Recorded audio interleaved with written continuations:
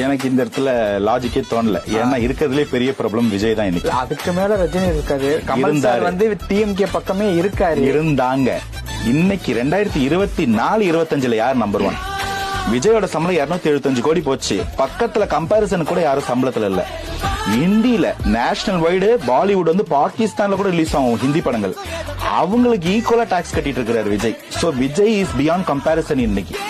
இன்னைக்கு வந்து ஒரு 2 ஸ்டேட்ல ரிலீஸ் ஆகக்கூடிய தெலுங்கு படம், பேன் இந்தியால கொண்டு போய் செய்யக்கூடிய தெலுங்கு படங்கள் ஹீரோக்கள் வாங்காத சம்பளத்தை விஜய் வாங்குறாரு. விஜய் ஒரு தனி மனிதனா அவ்வளவு பெரிய ஸ்டாரா வளர்ந்துட்டாரு. இதுக்கு மேல விஜய்க்கு ஒரு வளர்ச்சின்னு சினிமால இடமே கிடையாது. இதுக்கு மேல எங்க வளர போறீங்க? நீங்க தான் வானலும் வளர்ந்து நிக்கிறீங்களே அப்படின்றதுதான் இவங்க விஜய்க்கு சொல்லக்கூடியது. சோ இதுக்கப்புறம் எந்த ஸ்டார் வந்தாலும் பகல்ல எந்த நட்சத்திரமும் வானத்துல தெரியாது. காரணம் சூரியன்ற ஒரு நட்சத்திரம் நமக்கு ரொம்ப பக்கத்துல இருந்து பிரகாசமா இருக்கு. அது சூரியனால தானே பிரச்சனையே. இல்ல, அது உதய சூரியன். நான் சொல்றது பீக்ல இருக்கிற உச்ச சூரியன். ரெண்டுத்துக்கும் வித்தியாசம் இருக்கு. உச்ச சூரியன் இருக்கும்போது அதே நிலாவோ நட்சத்திரங்களோ வானத்துல இருந்தாலும் மக்கள் கண்ணுக்கு தெரியாது. இன்னைக்கு விஜய் அந்த உச்ச சூரியன். சோ உதய சூரியனும் தாண்டி வளர்ந்து நிக்கிறாரு.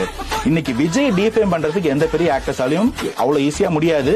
அப்படி எடுத்துக்கிட்டு வந்து செவுத்துல முட்டி யாரும் பலத்தை பிரயோகிக்கிறதுக்கும் டெஸ்ட் பண்றதுக்கும் எதிர்பார்க்க துணிய மாட்டாங்கன்றது என்னோட